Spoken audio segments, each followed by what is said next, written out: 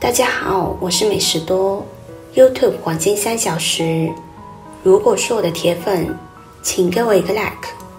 第一次看我的视频，请您静悄悄的给我一个 like。煮鸡蛋你煮正确了吗？煮鸡蛋时直接下锅加水煮，这是错误的做法。今天教你正确的方法，煮出来的鸡蛋口感鲜嫩，鸡蛋可以碰就掉。煮鸡蛋看着虽然简单，但是其中藏着很多奥秘。下面来看看正确的做法吧。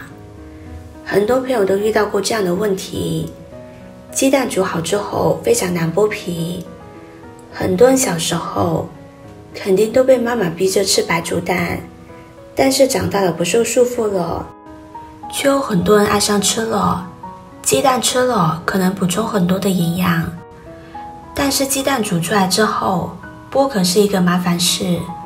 很多人在上班或者是上学的路上吃一个鸡蛋，都到了鸡蛋的壳还没有剥完，或者就是有些人剥一个壳，壳上连着好多蛋白，非常的浪费。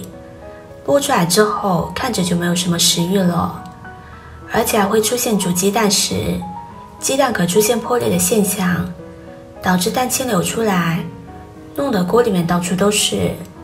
其实导致这种现象的原因就是煮鸡蛋的方式不太正确，所以想煮好的鸡蛋鲜嫩口感好，并且容易剥皮。下面就一起来看看煮鸡蛋的正确做法吧。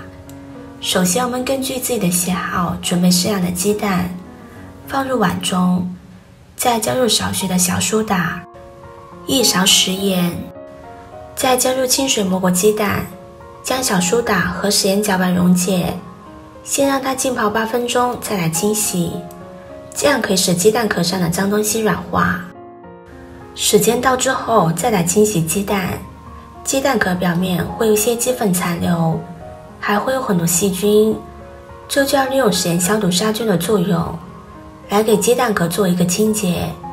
小苏打又可以软化污垢，这样就更加容易使鸡蛋壳上的脏东西被擦拭下来。你是不是觉得鸡蛋没有必要清洗，每次都是直接就下锅煮，或者直接打入碗中？但是你知道吗？鸡蛋壳上有很多肉眼看不见的小孔，在煮制的过程中，细菌就会通过这些小孔进入鸡蛋中，这样在吃的时候就很不卫生了。全部清洗一遍之后，再换水来清洗。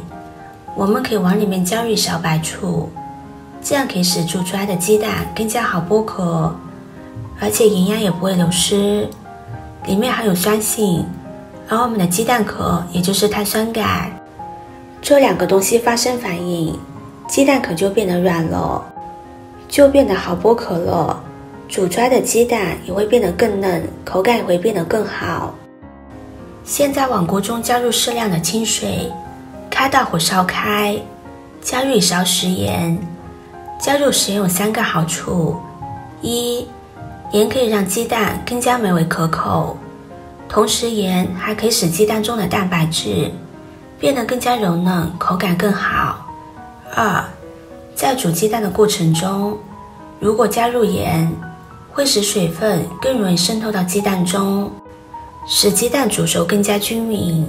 3，可以减少鸡蛋破裂的风险，因为盐会使水沸点升高，这样可以避免水泡在鸡蛋壳上的时候产生过大的气压，从而导致鸡蛋破裂。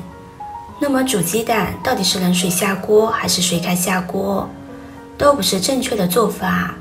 水微微开时，我们可以看到锅底有密集的小泡泡，这时候就可以下锅了。冷水下锅会使鸡蛋煮太长时间，口感就不好。热水下锅，鸡蛋壳就容易破裂，而且煮出来的鸡蛋会出现夹生，里外的受热不均，煮出来口感不好。那煮鸡蛋几分钟煮出来是最好的呢？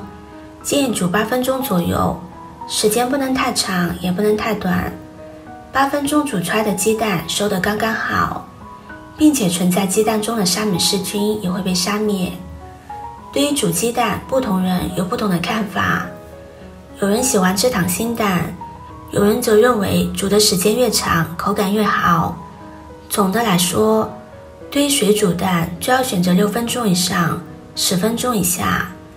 6分钟鸡蛋刚好凝固，10分钟又不至于把鸡蛋煮老，能在营养、口感、安全上都兼顾到。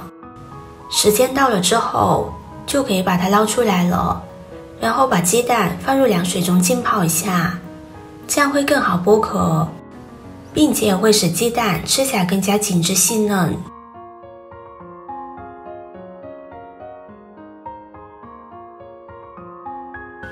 我们摸着不烫手的时候就可以拿出来了。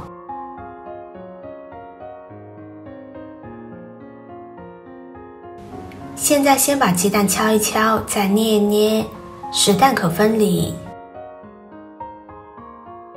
现在再来剥壳就非常的容易，轻轻一碰，蛋壳就掉下来了，而且比较完整，不会碎。喜欢吃水煮蛋的朋友一定要试试这个方法。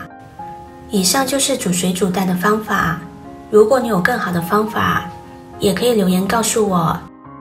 下面就用这些鸡蛋给大家分享一道美食。我们先把鸡蛋捏碎一些，制作视频不易，您的每个留言和每个点赞都是我前进的动力。如果您觉得我分享的视频对你有帮助的话，动动您发财的小手，给我点个赞吧。请在底下留言+1，非常感谢您的支持。捏碎之后先放在一旁备用。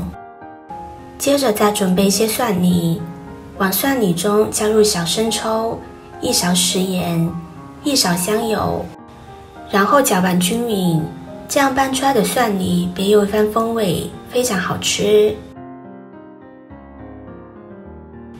搅拌均匀之后，直接倒入鸡蛋中，再加入少许的葱花蒸香，将它们搅拌均匀，使每一块鸡蛋都可以裹上蒜泥。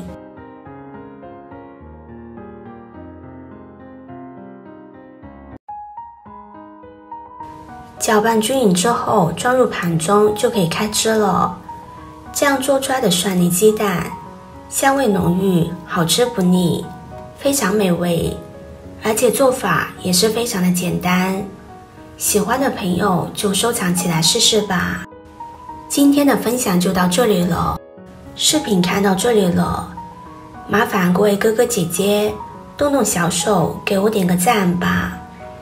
点击我的头像可以看到更多的美食视频，我们下个视频见啦！